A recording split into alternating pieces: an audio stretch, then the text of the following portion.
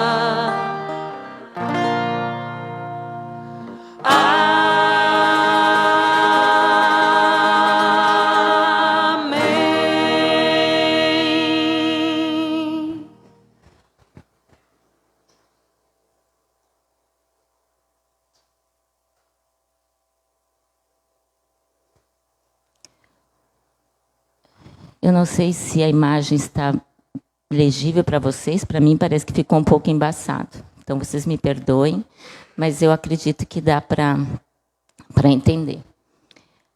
Quando eu escolhi esse tema, eu fiquei pensando que hoje, todos que estariam aqui, não seriam só do sexo feminino, né? Então, estamos misturados. Mas, como nós sabemos que nós já passamos por todos os sexos, então, temos em nós o feminino e o masculino.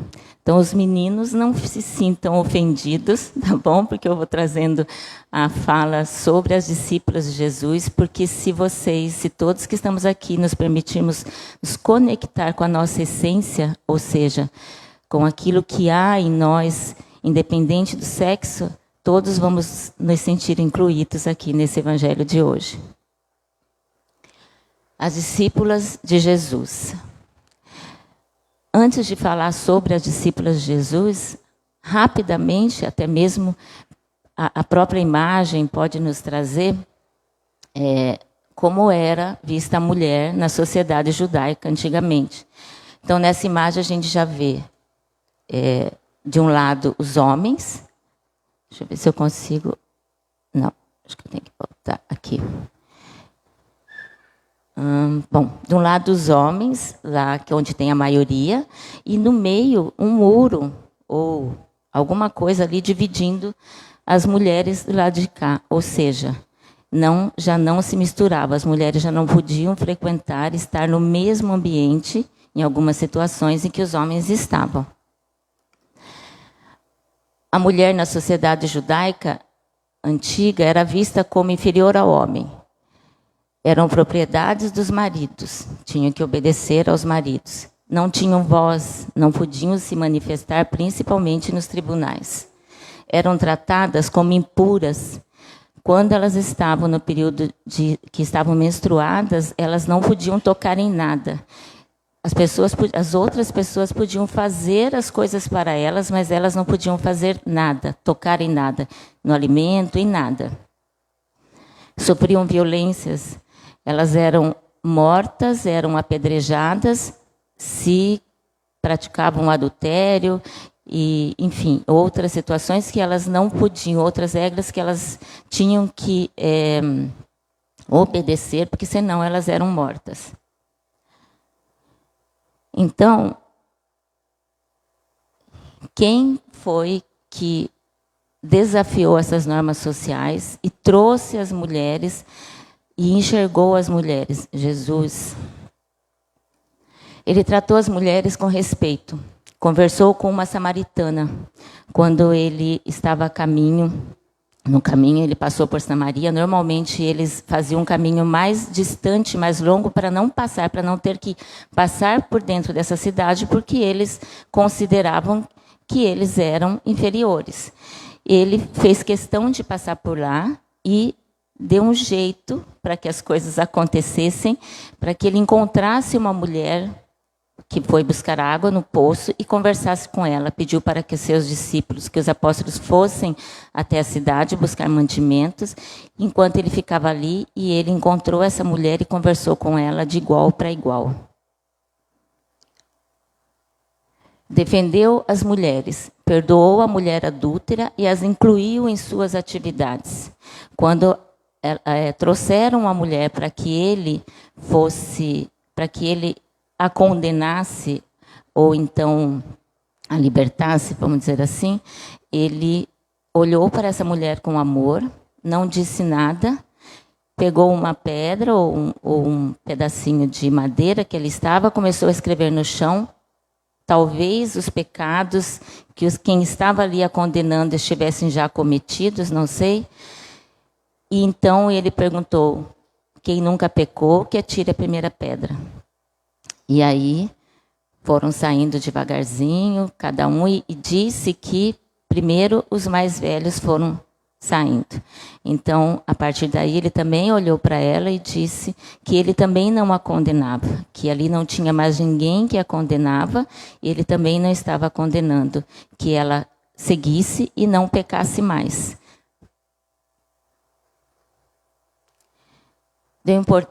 disse da importância da conexão com Deus antes do trabalho material.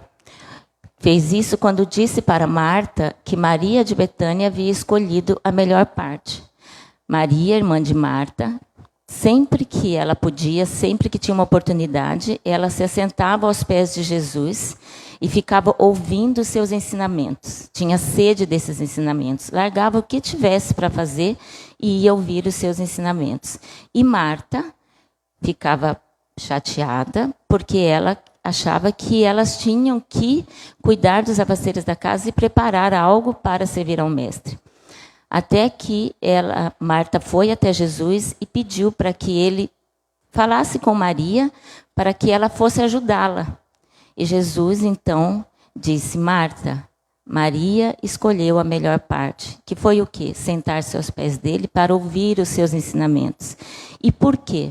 Ele ainda completou dizendo que todos os afazeres da casa, toda a parte material passaria. Mas esses ensinamentos, esse aprendizado, não. Esse aprendizado, esse ensinamento seguiria para todo sempre. Segue conosco até hoje. Estamos usando, fazendo uso ou não, é algo a se pensar. Mas que os ensinamentos, o aprendizado, o estudo, a boa leitura, não passa. Cura e inclusão. Curou a mulher hemorrágica, demonstrando seu poder sobre a doença e sua compaixão pelos marginalizados. Quando essa mulher que sofria de uma hemorragia há 12 anos, e aí, como nós já vimos ali atrás, que as mulheres, quando elas estavam menstruadas, elas eram consideradas impuras. Então, imagine essa mulher, 12 anos, além de tudo o que essa hemorragia podia causar fisicamente, o emocional, o que estava acontecendo com essa mulher, no emocional dessa mulher. 12 anos sem ser tocada, sem poder tocar em nada, sem poder abraçar, sem poder ser acolhida, sem poder encostar no ombro de alguém para chorar as suas mágoas, as suas dores físicas, emocionais. 12 anos sofrendo.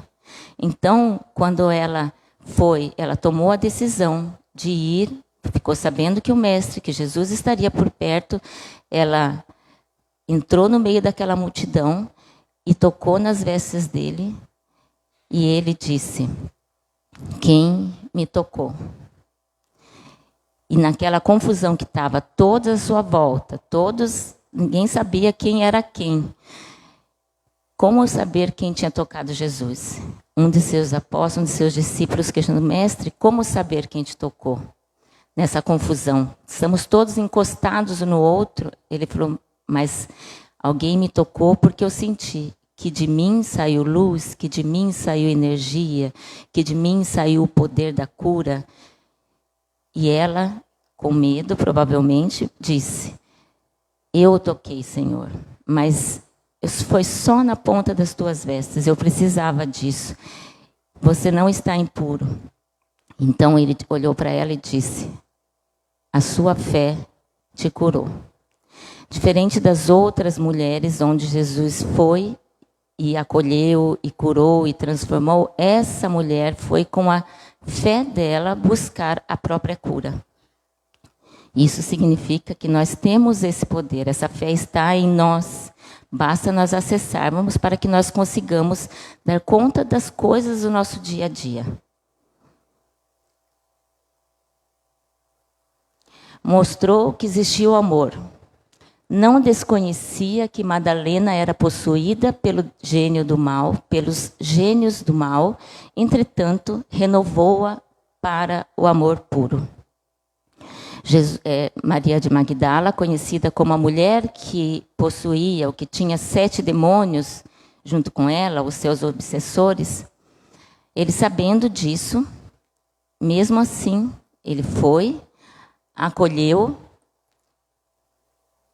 renovou, transformou, mostrou para ela que era possível ser transformada e mudar de vida independente do que já tinha acontecido, independente do que já tinha vivido, independente dos desafios físicos, emocionais, mentais, espirituais, que a envolviam, que a acompanhavam, que faziam parte da vida dela diariamente. Uma mulher que provavelmente nasceu numa família.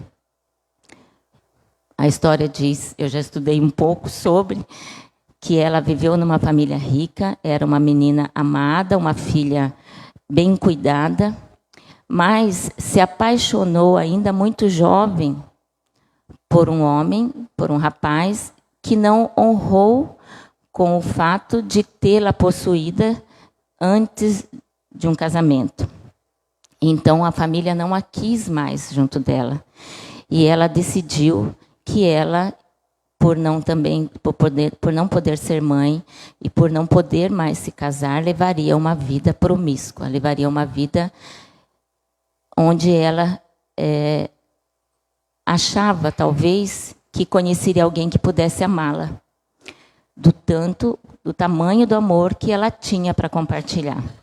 Então, ela viveu nessa vida e muitas vezes ela ficava dias acolhida num quarto e pedia para que suas servas não deixassem ninguém entrar. Fechavam a porta, tiravam os chinelos para não fazer barulho, porque ela entrava num estado mental, num estado espiritual de extremo desconforto. Até que ela conseguia sair disso e voltava a receber os homens na casa dela e continuar com a vida que ela tinha decidido levar, porque ela pensava que ela não tinha direito a mais nada. Até que, ela saiu num passeio e um leproso pediu para que ela desse algumas moedas para ela. Ela ajudou e perguntou por que. Ele disse que o mestre estava perto e ele precisava dessas moedas para chegar até onde Jesus estava, para pedir a cura para ele. Abriu a camisa, mostrou suas feridas, ela deu as moedas, falou, mas pergunta para ele se ele também cura as dores da alma. E voltou para sua casa. No dia seguinte, ela estava trancada em seu quarto, eis que bate no seu portão, as servas vão atender, lá está o senhor que tinha pedido ajuda para ela, pedindo para entrar, dizendo que precisava falar urgentemente com ela. Então eles dizem que não, elas dizem que não, que aquele dia ela não vai receber ninguém, mas ele disse que sim, que ele vai entrar, empurra o portão, entra, vai até o quarto dela e diz, abre a camisa e mostra, não tem mais feridas. Ele tinha sido curado. E disse que Jesus ia embora no dia seguinte, então ela precisava ir com ele. Ela diz que não, ele insiste e a leva. E quando ela chega lá, quando ela olha para Jesus, a troca de olhares, apesar da distância que estavam, devido à multidão que lá estava, ela sentiu que ali ela tinha sido transformada. Que ali estava o olhar amoroso que ela procurou uma vida inteira. Que ali estava o homem que podia transformá-la através do amor, que podia fazer com que ela encontrasse dentro dela o amor que sempre existiu, primeiro por ela, para que depois ela conseguisse amar o mundo.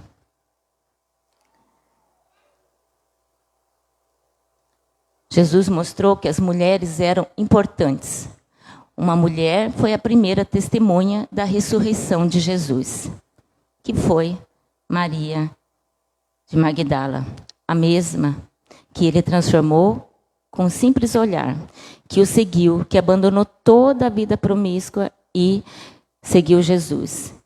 Abraçou o Evangelho.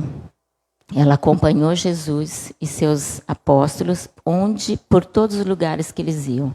Ela abandonou tudo, fez doações dos seus bens, ajudou a causa do Mestre Jesus, do nosso Evangelho, com os bens que ainda tinha, que tinha construído, que tinha recebido, que tinha herdado, e ela seguiu Jesus. Então, ela foi a primeira mulher que viu que Jesus apareceu. Foi a primeira pessoa que Jesus apareceu depois, no momento da sua ressurreição.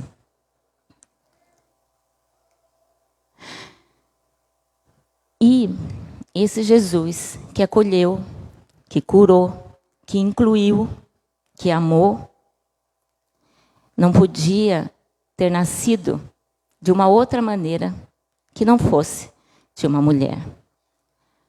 Maria, um modelo de fé e devoção, a mãe de Jesus. Ao invés de uma figura distante, a história de Maria nos revela uma mulher real, com dúvidas, medos e uma profunda conexão com Deus. É uma mulher comum. Nós olhamos para essas mulheres e imaginamos, apesar da história delas, que elas estão muito distantes de nós. Não, elas estão muito perto de nós. Aliás, elas estão em nós, estão dentro de nós. Nós somos essas mulheres. Uma jovem escolhida para uma missão grandiosa. Quando o anjo Gabriel lhe anuncia que dará à luz o Filho de Deus, sua resposta: eis aqui a serva do Senhor, faça-se em mim segundo a tua palavra. Tornou-se um símbolo de submissão à vontade divina. Não questionou, não perguntou se ficou receosa, com medo. Penso que não, porque um espírito desse tamanho, dessa grandeza, quando reencarnou, já sabia de sua missão. Então, dentro dela, provavelmente já tinha todas as certezas do mundo. Se tem uma coisa que penso que ela não sentiu nesse momento, foi medo. Ela só sabia que ela estava pronta e que ela estava ali para servir. Ao invés de uma mãe presente e sofredora, ao longo da vida de Jesus, Maria sempre esteve ao seu lado, testemunhando dos milagres, ao momento de dor de perder um filho na cruz, mas manteve sua fé intacta. A profecia de Simeão, que dizia que uma espada transpassaria o coração, se cumpriu de forma dolorosa, mas também a fortaleceu em sua missão. Ela encontrou uma vez com uma profetisa e também com o Simeão, e ele disse que Jesus era o Filho de Deus, que tinha a sua missão na terra, e que ela, tu mulher, terás uma espada transpassando o teu coração. E ela guardou isso para ela. E quando ela passou por tudo isso, do nascimento, dos milagres, e o momento da crucificação do Cristo, ela lembrou disso. Mas também guardou esse momento para ela. A mulher ante o Cristo, porque além dessas todas que eu disse, tem muitas outras mulheres no Evangelho, muitas outras discípulas. Essas são as que apareceram, mas existem provavelmente centenas e milhares de outras mulheres. Existiram e existem. Aí tem um texto que a mulher ante Cristo, ante o Cristo, toda vez nos disponhamos a considerar a mulher em plano inferior, lembremos-nos dela ao tempo de Jesus. Há 20 séculos, com exceção das patrícias do Império, quase todas as companheiras do povo, na maioria das circunstâncias, sofriam extrema objeção, convertidas em alimárias de carga, quando não fossem vendidas em asta pública. Tocadas, porém, pelo verbo renovador do Divino Mestre, ninguém respondeu com tanta lealdade e veemência aos apelos celestiais. Entre as que haviam descido aos vales da perturbação e da sombra, encontramos em Madalena o mais alto testemunho de seu erguimento moral, das trevas para a luz. E entre as que se mantinham no monte do equilíbrio doméstico, surpreendemos em Joana de Cusa o mais nobre expoente de concurso e fidelidade. Atraídas pelo amor puro, conduziam à presença do Senhor os aflitos e os mutilados, os doentes e as crianças. E, embora não lhe integrassem o círculo apostólico, foram elas, representadas nas filhas anônimas de Jerusalém, as únicas demonstrações de solidariedade espontânea que o visitaram desassombradamente sob a cruz do martírio, quando os próprios discípulos debandavam. Mais tarde, junto aos continuadores da Boa Nova, sustentaram-se no mesmo nível de elevação e de entendimento. Dorcas, a costureira jopense, depois de amparada por Simão Pedro, fez-se mais ativa colaboradora da assistência aos infortunados. Febe é a mensageira da epístola de Paulo de Tarso aos Romanos. sendo talvez a portadora de um dos documentos mais importantes dentre as epístolas. Eu coloquei em vermelho porque essa foi uma observação, não está no texto. Lídia, em Filipos, é a primeira mulher com suficiente coragem para transformar a própria casa em santuário do Evangelho nascituro. Lloyd e Eunice, parentes de Timóteo, eram padrões morais da fé viva. Entretanto, ainda que semelhantes heroínas não tivessem de fato existido, não podemos olvidar que, um dia, buscando alguém no mundo para exercer o necessário tutela sobre a vida preciosa do embaixador divino, o supremo poder do universo não hesitou em recorrer à abnegada mulher, escondida num lar apagado e simples. Humilde, ocultava a experiência dos sábios. Frágil como o lírio, trazia consigo a resistência do diamante. Pobre entre os pobres, carreava na própria virtude os tesouros incorruptíveis do coração. E, desvalida entre os homens, era grande e prestigiosa perante Deus. Eis o motivo pelo qual, sempre que o raciocínio nos induza a ponderar quanto à glória do Cristo, recordando na terra a grandeza de nossas próprias mães,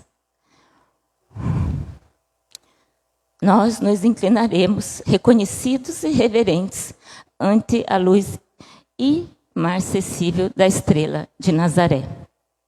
Esse texto, do capítulo 52 do livro Religião dos Espíritos de Emmanuel, obra psicografada por nosso amigo Francisco Cândido Xavier. Emmanuel nos apresenta uma constelação do que foram essas personagens e suas contribuições para que a mensagem de Jesus chegasse até nós.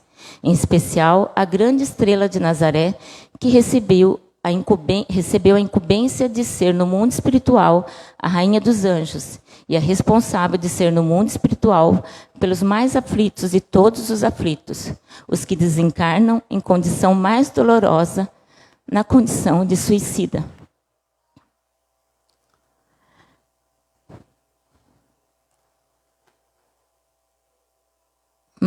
Maria de Nazaré, ela é a mãe, ela é a rainha dos anjos, responsável no mundo espiritual por ir resgatar os suicidas.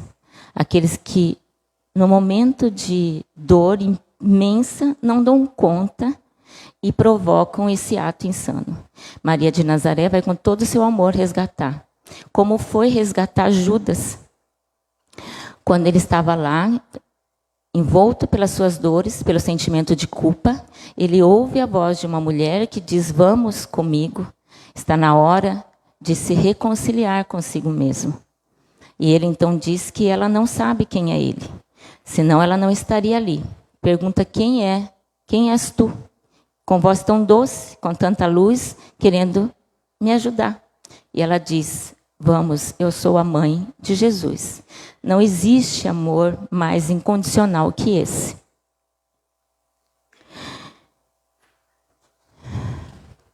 Aqui é um pequeno trecho para nós finalizarmos. Foi então, quando na manhã do terceiro dia, a ex-pecadora de Magdala se acercou do sepulcro com perfumes e flores.